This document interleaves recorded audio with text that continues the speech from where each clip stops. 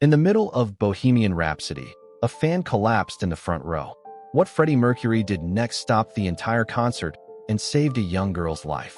This is the untold story of how rock music's greatest showman proved that sometimes the most important performance happens when you stop performing altogether. July 12, 1986. Wembley Stadium, London. Queen was at the absolute peak of their powers, performing the second of two sold-out shows to 144,000 ecstatic fans across 2 nights. The energy was electric, the crowd was deafening, and Freddie Mercury was delivering what many would later call one of the greatest live performances in rock history. But 3 minutes and 47 seconds into Bohemian Rhapsody, everything changed. What happened next would be talked about for decades, not because of Freddie's legendary stage presence, but because of what he did when he noticed something the other 72,000 people in the stadium had missed. A 16-year-old girl named Sarah Mitchell was fighting for her life, and only Freddie Mercury was paying attention. The second Wembley show was always going to be special. Queen had conquered Live Aid just over a year earlier, cementing their status as the world's greatest live band. Sarah Mitchell had saved for months to afford her ticket. A 16-year-old from Manchester, she had convinced her parents to let her travel to London alone for what she called the most important night of my life. Sarah had arrived at Wembley at 6 a.m., determined to get as close to the stage as possible. By the time the gates opened, she had positioned herself in the third row, center stage, exactly where she'd dreamed of being. She hadn't eaten all day, too excited and worried about losing her spot to leave for food. She'd barely slept the night before, too nervous and excited to rest. It was the perfect setup for disaster, but nobody could have predicted what was coming. The show began at 8 p.m. with one vision, and from the first note, the energy was overwhelming. Sarah screamed along with every word, jumped with every beat, and felt her heart racing with pure joy. By the time Queen reached Bohemian Rhapsody, the 5th song in the set, she had been dancing and singing for nearly an hour in the crushing crowd, dehydrated and running on pure adrenaline. Bohemian Rhapsody was always the emotional centerpiece of any Queen concert, and that night was no exception.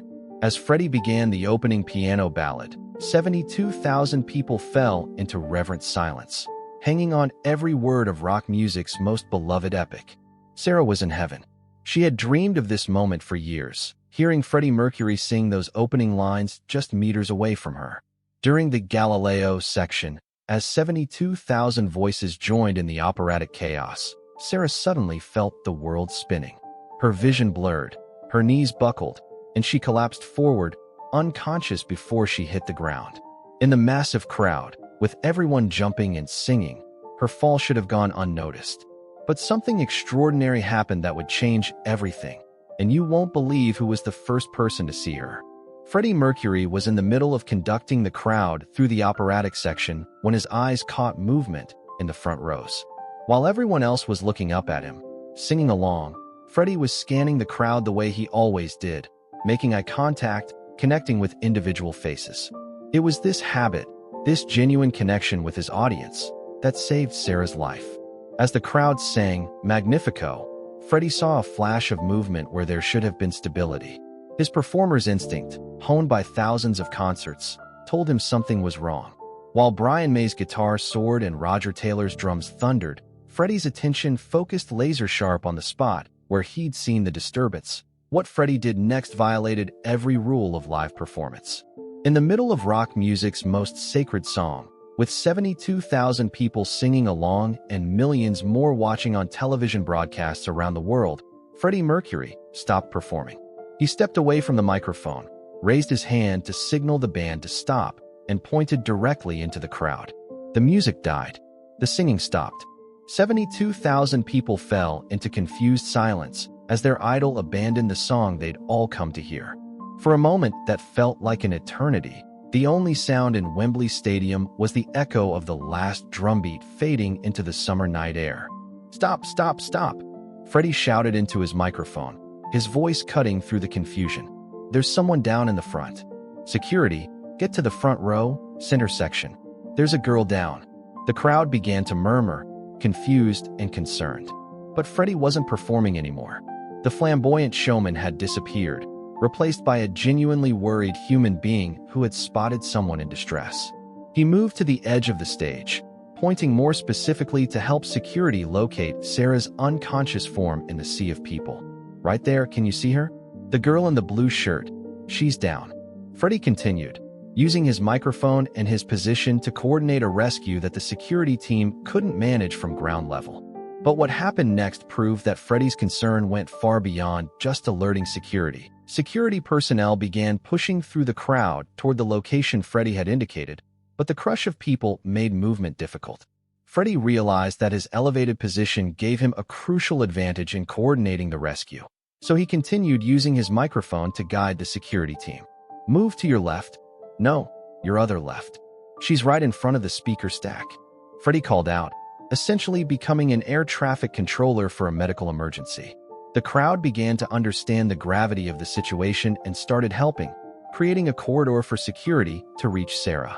It took almost 4 minutes for security to reach Sarah and extract her from the crowd. For minutes during which one of the world's biggest rock concerts remained completely stopped. For minutes during which 72,000 people waited in near silence, while their hero prioritized one fan's welfare over the greatest show on earth. As security finally lifted Sarah's unconscious form and began carrying her toward medical personnel, Freddie remained at the edge of the stage, watching intently. He didn't return to his microphone until he was certain she was being properly cared for. Only when he saw medical personnel taking over did he step back to center stage. But the story was far from over, and what Freddie did next would create one of the most emotional moments in concert history. When Freddie finally returned to his microphone, Wembley Stadium was still holding its breath. 72,000 people had just witnessed their musical hero stop his own performance to save a stranger's life. The atmosphere was charged with emotion, respect, and anticipation for what would happen next. Is she all right? Freddie asked into the microphone, genuinely concerned. A thumbs up from medical personnel near the stage gave him the answer he needed. She's going to be okay, he announced, and Wembley Stadium erupted in the loudest cheer of the night. But instead of immediately resuming Bohemian Rhapsody, Freddie did something that revealed the depth of his connection with his audience. You know, darlings, we're all here together tonight, and that means we take care of each other, he said, his voice carrying the warmth and sincerity that his closest friends knew but the public rarely heard. That beautiful girl came here to have the time of her life, and by God, we're going to make sure she does. The crowd's response was unlike anything Queen had ever experienced. It wasn't just applause or cheering. It was a wave of emotional connection between performer and audience that transcended the usual boundaries of a rock concert. Freddie then made a decision that would be talked about for decades. Instead of picking up Bohemian Rhapsody, where they had left off, he started the song over from the beginning. And here's what happened next that nobody could have predicted. When Freddie began Bohemian Rhapsody again, something magical happened. The song that had been interrupted by crisis was now infused with genuine emotion and shared experience. Every person in Wembley Stadium had just witnessed their hero put human compassion above entertainment, and it transformed the entire performance. During the piano ballad section, there wasn't a dry eye in the stadium. When the song built to the operatic section, the same section that had been playing when Sarah collapsed, 72,000 voices joined in with an intensity and unity that none of the band members had ever experienced before. Brian May later described it as the most emotionally charged performance of the song we ever gave.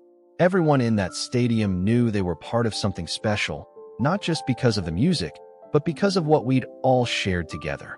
But the most remarkable moment came during the final rock section of the song. As Freddie sang, "Nothing Really Matters," he gestured toward the area where Sarah had been taken, and the entire stadium understood.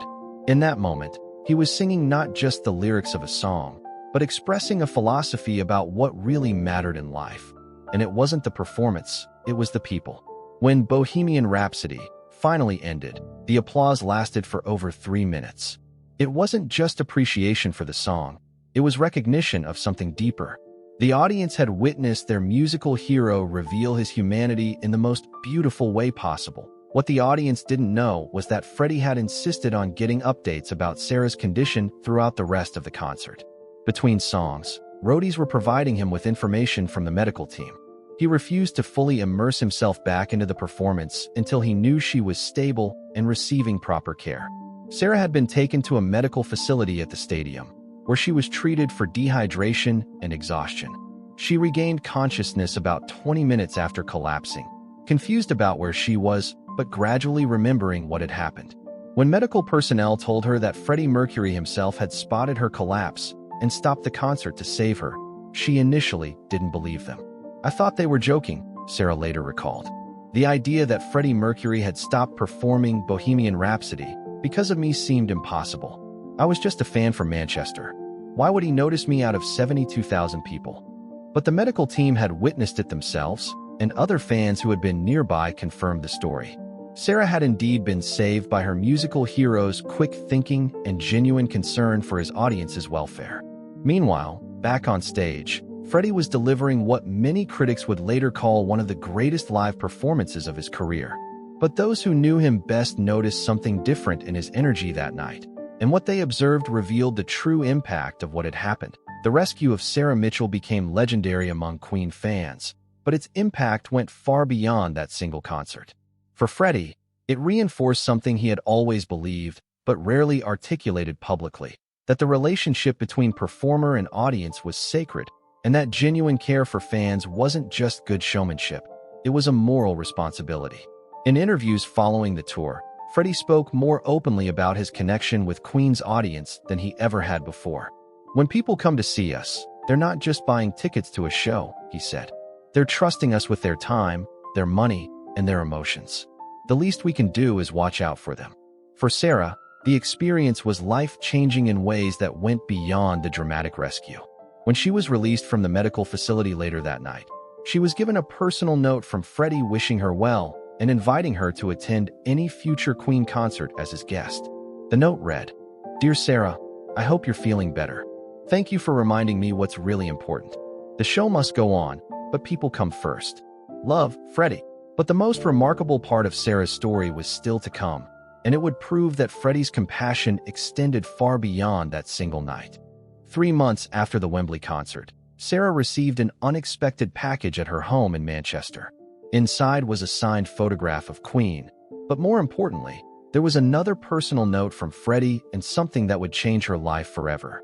Freddie had learned through his management team that Sarah was studying to become a nurse, inspired partly by the medical personnel who had cared for her that night at Wembley. His note expressed admiration for her career choice and included something extraordinary: a scholarship fund that Freddie had personally established to help Sarah and other young people pursue careers in emergency medicine. "I was told you want to help people the way those medics helped you," Freddie's note read. "I think that's bloody marvelous. Let me help you help others." The scholarship covered Sarah's nursing education and established a fund that continued to help other students long after Freddie's death. Sarah graduated with honors and spent her career as an emergency room nurse, saving countless lives and often telling the story of how a rock star's compassion had inspired her life's work. But Freddie's gesture went even further than personal generosity, and what he did next showed the depth of his commitment to fan safety. Following the Sarah Mitchell incident, Freddie Mercury became an unofficial advocate for improved fan safety at rock concerts. He began using his influence to push for better medical facilities, improved crowd control, and enhanced communication between performers and security teams. At subsequent Queen concerts, Freddie would often take a moment before the show began to scan the crowd, making mental notes of potential problem areas and ensuring he had clear sight lines to as much of the audience as possible. Other artists began adopting similar practices after hearing about Freddie's approach. "When someone faints at your concert, it's not an interruption," Freddie said in a later interview. "It's a reminder that these are real people with real lives, and for that moment, you're responsible for their well-being. It's not a burden, it's an honor." In 1991, just months before his death, Freddie arranged to meet Sarah Mitchell one final time. She had graduated nursing school and was working at a London hospital. Freddie, though already seriously ill, wanted to congratulate her personally on her achievement. Their meeting was private and brief, but Sarah later described it as one of the most meaningful conversations of her life. "He told me that night at Wembley had been one of the most important moments of his career," Sarah recalled years later. "Not because of the music, but because it reminded him why he performed in the first place, to bring joy to people's lives, and sometimes to save them. That final meeting was the last time Sarah saw Freddie Mercury alive, but his influence on her life continued. She went on to become head of emergency medicine at her hospital, training other nurses and emergency responders. She often told the story of the rock star who stopped his own concert to save her life. The story of Sarah Mitchell and Freddie Mercury reminds us that heroism often looks different from what we expect. It's not always about grand gestures or dramatic rescues. Sometimes it's about paying attention when everyone else is distracted, caring about individuals when you're responsible for entertaining thousands. Freddie Mercury was known for his theatrical performances, his flamboyant costumes, and his larger-than-life stage presence. But that night at Wembley Stadium, he proved that the most important performance of his career wasn't a song at all. It was the moment he chose compassion over spectacle and demonstrated that even rock gods are, at their best, simply human beings who care about other human beings. Today, Sarah Mitchell continues to work as a nurse, saving lives every day. She keeps a photograph of Freddie Mercury in her office, not as a fan memento, but as a reminder of the night when a rock star taught her that the most important thing you can do with your talent is to use it to help others. That's the incredible story of how Freddie Mercury saved a fan's life and proved that true superstars shine brightest when they put their humanity before their performance. If this story moved you, make sure to hit that subscribe button and join the Mercury Moments family for more untold stories about Queen's legendary frontman. Give this video a thumbs up if you believe in the power of compassion, and let us know in the comments about a time when someone showed you unexpected kindness. Until next time, remember, sometimes the greatest performance is when you stop performing altogether.